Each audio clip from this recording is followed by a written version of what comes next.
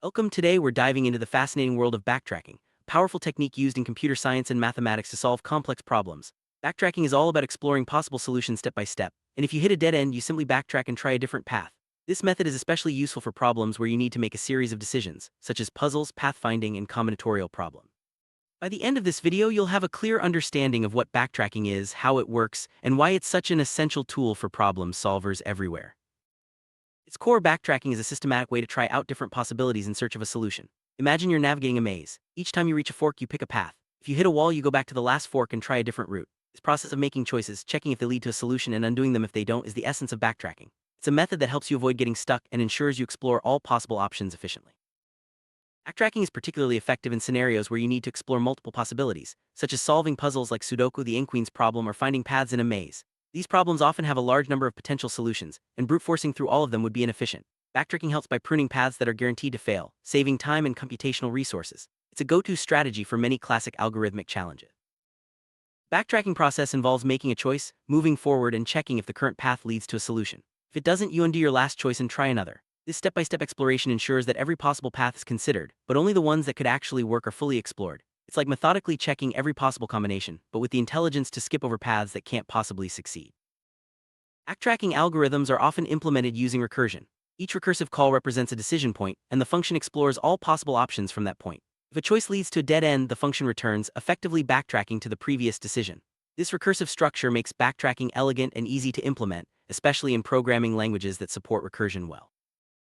Let's consider a classic example: solving a maze. You start at the entrance and try moving in one direction. If you hit a wall, you backtrack and try a different direction. This continues until you either find the exit or exhaust all possibilities. Backtracking ensures that you systematically explore every path, guaranteeing that you'll find a solution if one exists. Another famous use of backtracking is the ink queen's problem. The goal is to place ink queens on a chessboard so that no two queens threaten each other. You place a queen in a row, move to the next row, and try all possible columns. If you can't place a queen without conflict, you backtrack and move the previous queen. This process continues until all queens are placed or all options are exhausted. Sudoku is another puzzle where backtracking shines. The algorithm tries to fill each empty cell with a number, checks if the board remains valid, and moves to the next cell. If a number leads to a conflict, it removes it and tries the next possibility. This continues until the puzzle is solved or no solution is possible. Backtracking makes solving even the toughest Sudoku puzzles manageable. Backtracking can be visualized as traversing a decision tree. Each node represents a choice, and each branch is a possible path. If a branch leads to a dead end, you backtrack to the previous node and try another branch. This tree structure helps you understand how backtracking explores all possible solutions in an organized way. One of the strengths of backtracking is its ability to prune unnecessary paths early. If you detect that a certain choice can't possibly lead to a solution, you stop exploring that path right away. This saves time and resources, making backtracking much more efficient than brute force methods that blindly try every possibility. While brute force algorithms try every possible solution without any shortcuts, backtracking intelligently avoids paths that are doomed to fail. This makes backtracking much more practical for large or complex problems where brute force would be too slow or resource-intensive. Every backtracking algorithm has three main components: choices, constraints, and goals. Choices are the possible options at each step. Constraints are the rules that must be followed. The goal is the condition that defines a successful solution. By combining these elements, backtracking systematically searches for solutions that meet all requirements. At each step in a backtracking algorithm, you make a choice from the available options. This could be placing a number in a Sudoku cell, choosing a direction in a maze, or selecting a column for a queen. The algorithm then checks if this choice is valid before moving forward. Constraints are the rules that must be satisfied for a solution to be valid. For example, in Sudoku, each number must be unique in its row, column, and box. Backtracking checks these constraints at every step, ensuring that only valid solutions are considered. The goal in a backtracking algorithm is the condition that signals a successful solution. This could be filling all cells in Sudoku, placing all queens, or finding the exit in a maze. Once the goal is reached, the algorithm can stop and return the solution. In programming, backtracking is often implemented using recursive functions. Each function call represents a decision point, and the function explores all possible options from that point. If a choice leads to a dead end, the function returns, effectively undoing the last choice and trying another. A typical backtracking algorithm follows a simple structure. For each choice, check if it's valid. If it is, make the choice and move to the next step. If you reach the goal, return success. If not, undo the choice and try the next option. This loop continues until all possibilities are explored. Dead ends are an inevitable part of backtracking. When you reach a point where no valid choices remain, the algorithm backtracks to the previous decision and tries a different path. This ensures that all possible solutions are explored without getting stuck. While backtracking is more efficient than brute force, it can still be slow for very large problems. Optimizations like constraint propagation and intelligent ordering of choices can help speed things up. These techniques reduce the number of paths that need to be explored, making backtracking practical for more complex problems. Constraint propagation is an optimization that helps backtracking algorithms eliminate invalid choices early. By applying constraints as soon as possible, the algorithm can avoid exploring paths that are guaranteed to fail, further improving efficiency. The order in which you make choices can have a big impact on the efficiency of backtracking. By trying the most promising options first, you increase the chances of finding a solution quickly and reduce the number of paths that need to be explored. Backtracking isn't just for puzzles and games, it's used in scheduling, resource allocation, and even DNA sequencing. Whenever a problem requires exploring multiple options and finding a valid combination, backtracking can be a valuable tool. Artificial intelligence systems often use backtracking for tasks like planning, reasoning, and constraint satisfaction. By systematically exploring possible actions and backtracking when necessary, AI can solve complex problems that require logical deduction and decision-making. Many games, especially puzzle and adventure games, use backtracking algorithms to generate levels, solve in-game puzzles, or control AI behavior. This allows for dynamic and challenging gameplay that adapts to the player's actions.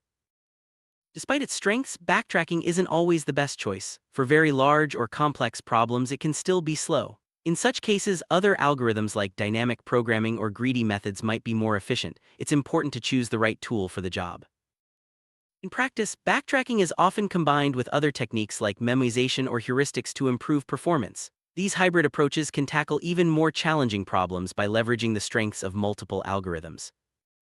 Visual tools can help you understand how backtracking works. By drawing decision trees or using animation, you can see how the algorithm explores different paths, backtracks on failure, and eventually finds a solution. Visualization makes the process more intuitive and easier to grasp. When implementing backtracking, common mistakes include not properly undoing choices, missing constraints, or failing to detect the goal condition. Careful attention to these details ensures your algorithm works correctly and efficiently. Debugging backtracking algorithms can be challenging due to their recursive nature. Using print statements, breakpoints, or visualization tools can help you trace the algorithm's execution and identify where things go wrong. Backtracking is widely used in combinatorial problems such as generating all possible permutations or combinations of a set. By systematically exploring each possibility and backtracking when necessary, you can efficiently generate all solutions. To generate all permutations of a set, backtracking tries each element in every position, recursively building up each possible arrangement. If a partial arrangement can't be completed, the algorithm backtracks and tries a different element.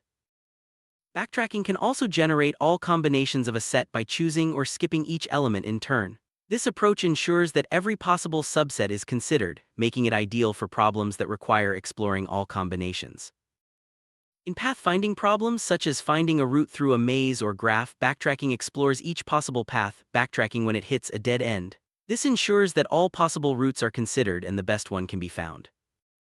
Resource allocation problems such as assigning tasks to workers or scheduling events often use backtracking to explore all possible assignments. By checking constraints at each step, the algorithm finds a valid allocation that meets all requirements.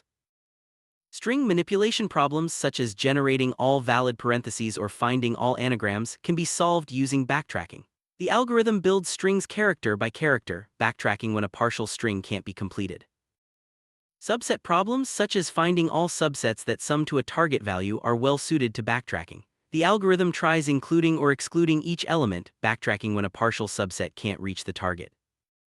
Graph problems such as finding Hamiltonian paths or cycles often use backtracking to explore all possible routes. By checking constraints at each step, the algorithm ensures that only valid paths are considered. Some optimization problems like the Knapsack problem can be solved using backtracking. The algorithm explores all possible combinations of items, backtracking when a partial solution can't improve on the best found so far. Parsing problems such as matching patterns in text or validating expressions can use backtracking to try different interpretations. If a partial parse fails, the algorithm backtracks and tries another possibility. Backtracking and recursion go hand in hand. Each recursive call represents a decision point and the function explores all possible options from that point. This makes backtracking algorithms elegant and easy to implement in code. Real-world systems, such as compilers, network routing, and automated planning, often use backtracking to explore multiple options and find valid solutions. This flexibility makes backtracking a valuable tool in many fields. Teaching backtracking helps students develop problem-solving skills and logical thinking. By working through examples and implementing algorithms, learners gain a deeper understanding of how to approach complex problems. To recap, backtracking is a systematic method for exploring all possible solutions to a problem by making choices, applying constraints, and backtracking when necessary. It's widely used in puzzles, games, optimization, and real-world systems. Understanding backtracking equips you with a powerful tool for tackling a wide range of challenges. Backtracking is more than just an algorithm, it's a way of thinking about problems. By breaking down complex challenges into manageable steps and systematically exploring options, you can find solutions that might otherwise seem impossible. Whether you're solving puzzles, optimizing resources, or building intelligent systems, backtracking is a skill worth mastering. Thank you for joining this exploration of backtracking. Now that you understand the concept, try implementing a backtracking algorithm yourself. Practice with puzzles like Sudoku or the N-Queen's problem to solidify your understanding. With time and experience, you'll become adept at using backtracking to solve even the toughest problems.